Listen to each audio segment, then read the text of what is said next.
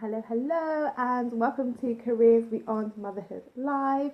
Today, I'm going to be talking to you about how to create a winning CV. So, for those of you that don't know me, my name is Janine Esperand, and I am the founder of Lightbox Coaching, where I help women to build careers that they love whilst raising a family. And I am also a lawyer. I am a mummy to two gorgeous babies, including this little one. And yes, I am here to talk about CVs and resumes today. Type in the comments where you're joining from. Even if you're catching the replay, it would be lovely to know where you're joining from. And I'm going to dive into talking about how to create a winning CV. So I decided to talk about this topic because I was having a mentoring session with my mentee last week. So I have a mentee who's a law student. She's in her third year and she is preparing to launch her legal career. So she was asking me to help her with her legal CV. And I noticed a few things that she was doing with her CV that I noticed other people do and a lot of my clients do. And so I wanted to talk about it today, about some mistakes that people make and ways that you can avoid those mistakes so that you can really create a CV that gets noticed and a CV or resume that doesn't get bypassed or looked over. All right, so the first thing to say is, there's three things I want to talk about today. So the first thing to say is it's really important to think about them and not so much about yourself.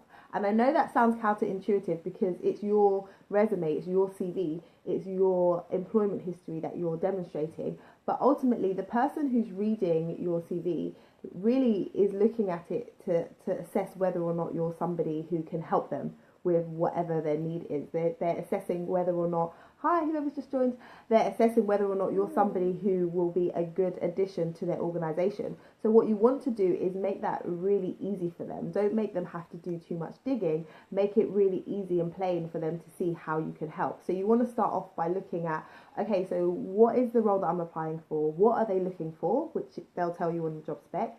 And then think about, well, how do I match that? How does my experience match that? How could I potentially add value to them? So you want to think about those things first before you even start penning anything.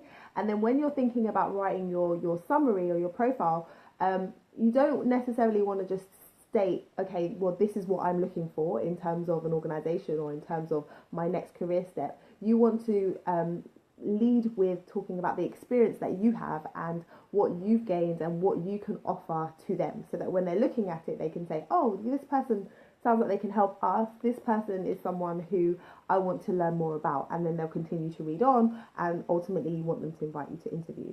So that's number one. You want to be thinking more about them than you're thinking about you and what your agenda is. Think about their agenda. And then the second thing is try to avoid being too list focused or too descriptive around your roles and responsibilities. So it's really easy to think, okay, what did I do in that role? Okay, I organized events, or I spoke to clients, I advised clients, I helped out with X, Y, or Z. It's easy to do that and list it out, and people often have bullet points and just list out the things that they do in quite a generic fashion. And so I want to encourage you not to do that. I want to encourage you to think about the role that you were in and think about some key moments. Think about some key projects that you worked on or some key things that you got involved in that made a difference to the organization or made a difference to your clients or made a difference to your colleagues. And then I want you to take some of those, so maybe 3 or 4, and then go into detail on those. So talk about those in terms of what the issue was, how you made a difference. So you can take the STAR approach, which you may have heard me talk about before, or some other people talk about, where you set the scene, you talk about the task that had to be done, and then you talk about your action, and then you talk about the result.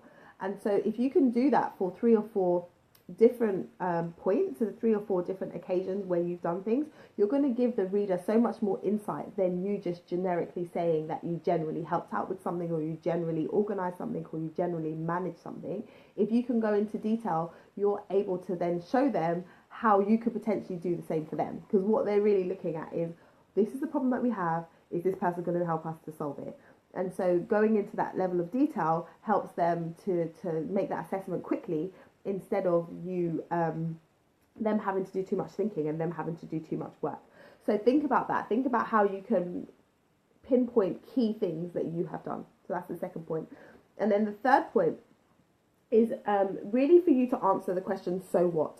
So when you are deciding and you're thinking about what are the experiences that I'm going to share, think about, so what? So why does this make a difference to them? Why would that be something that they need to know?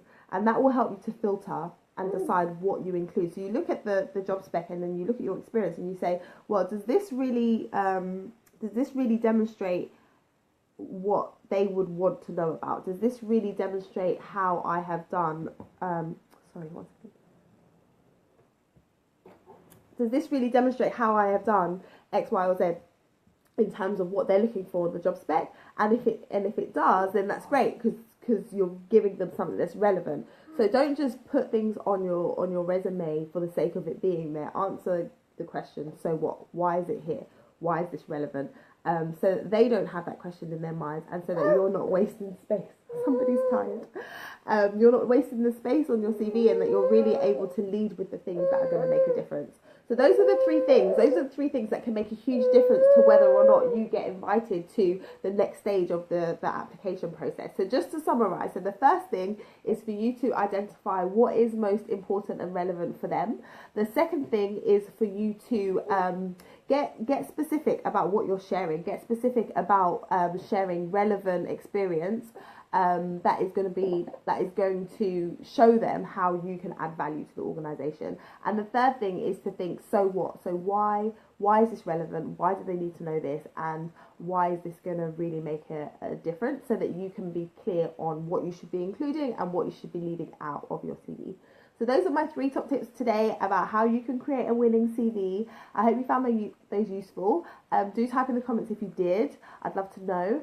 And if you're looking for more support and you would like to hang out with a group of awesome, ambitious women who are building careers that they love whilst raising a family, I want you to join my free Facebook group while I'm still accepting new members. There's over 165 ladies in there at the moment, and it's a great place to hang out, to get support and to connect with like-minded ladies. So I'm going to put the link in the description box, and I'd love for you to come and hang out with us there.